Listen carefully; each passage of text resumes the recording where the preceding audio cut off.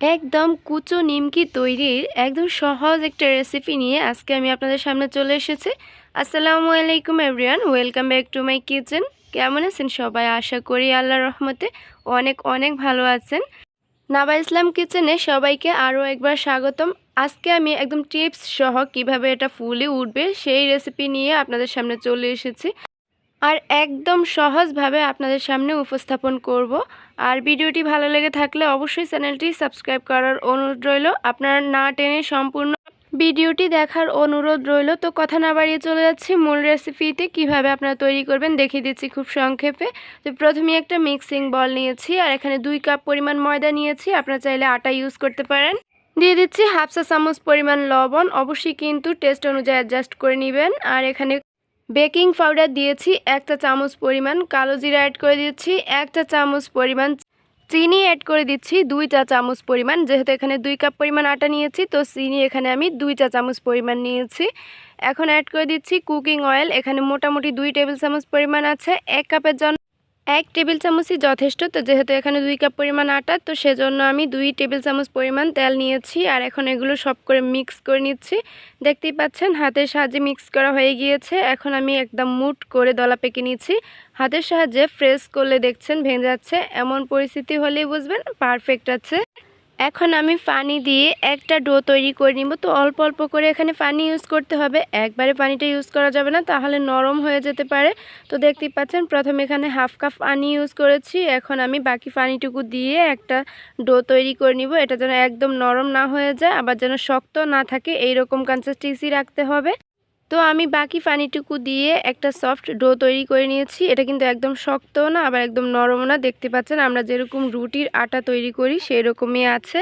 নিমকিগুলো তৈরি করার জন্য এখন আটাটা কিন্তু একদম পারফেক্টভাবে খোলা হয়ে গিয়েছে। আমি 10 মিনিট এভাবেই রেস্টে রেখে দিয়েছিলাম। তো 10 মিনিট পর ফিরে আসলাম, আবার একটু হাতের সাহায্যে মথে নিয়েছি। আর এখন লিচি কেটে নিচ্ছি। এখানে আমি মেজারমেন্ট কাপে 2 কাপ আটা থেকে এখানে 4টি লিচি কেটে নিয়েছি। আর এগুলো কিন্তু মাঝারি সাইজের আছে, একদম বড়ও না আবার ছোটও না। তো এখান থেকে একটি লিচি নিয়ে আমি একটা রুটি বানিয়ে নিচ্ছি। আপনারা দেখতেই পাচ্ছেন আমরা নর্মালি যে রুটিগুলো খাই ওই রকম পাতলা করেই তৈরি করতে হবে। এটা একদম ভারী করা যাবে না, তাহলে কিন্তু এটা ফুলবে না। অবশ্যই কিন্তু এই আটাটি খোলার পর 10 মিনিট রেস্টে রাখতে হবে।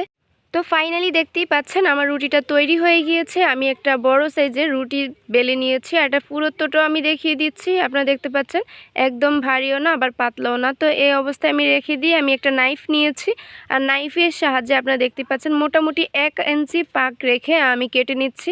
আপনারা ভিডিওতে দেখতে পাচ্ছেন আমি কিভাবে কাজটি করছি, খুবই সহজ একটা কাজ। আমি আশা করছি আমার থেকে আপনারা অনেক ভালো পেরে যাবেন।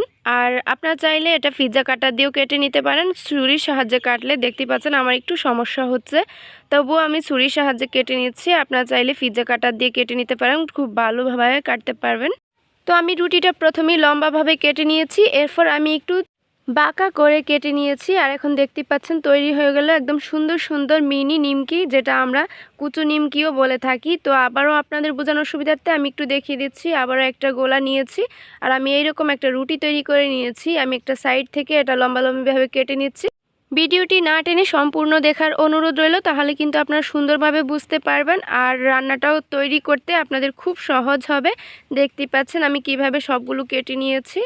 তো এইগুলো আমি একটা সাইডে রেখে দিচ্ছি, চলে যাচ্ছি কিচেনে। আমি একটা ফ্রাই প্যান নিয়েছি আর মোটামুটি 1 কাপ পরিমাণ এখানে তেল অ্যাড করে দিয়েছি। অবশ্যই কিন্তু এগুলো ডুবো তেলে ভাজার চেষ্টা করবেন। আমি সবগুলো একবারে ভাজা যাবে না, আমি কয়েকটা লেয়ার করে এগুলো ভেজে নিচ্ছি। তো প্রথমে আমি এখানে একটা লেয়ার দিয়েছি আর একটা লেয়ার কিন্তু হতে প্রায় 6 মিনিটের মতো সময় লেগেছিল।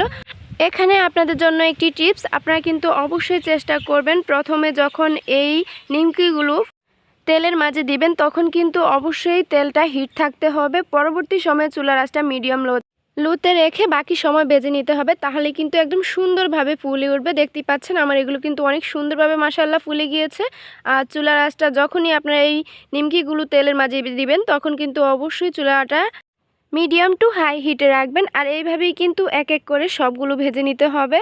আপনারা কিন্তু একবারে অনেকগুলো দিতে যাবেন না, তাহলে সুন্দরভাবে ফুলে উঠবে না। অল্প অল্প করে দিয়ে ভাজবেন, তাহলে সুন্দরভাবে ফুলে উঠবে। দেখতে পাচ্ছেন তো আলহামদুলিল্লাহ এইভাবেই কিন্তু আমি সবগুলো ভেজে নিয়েছি।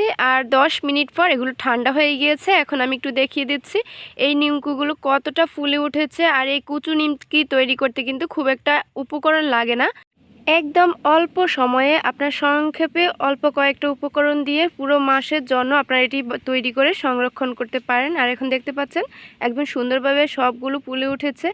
এইভাবে প্রতিটি স্টেপ ফলো করে আপনারা যদি এই নিমকিগুলো তৈরি করেন, আশা করি ফার্স্ট ক্লাস একটা রেসিপি পেয়ে যাবেন। আর আপনারা চাইলে এটি এয়ারটাইট বক্সে ঢুকিয়ে আপনারা পুরো মাস সংরক্ষণ করে রাখতে পারেন, একদম মুচমুচে থাকবে।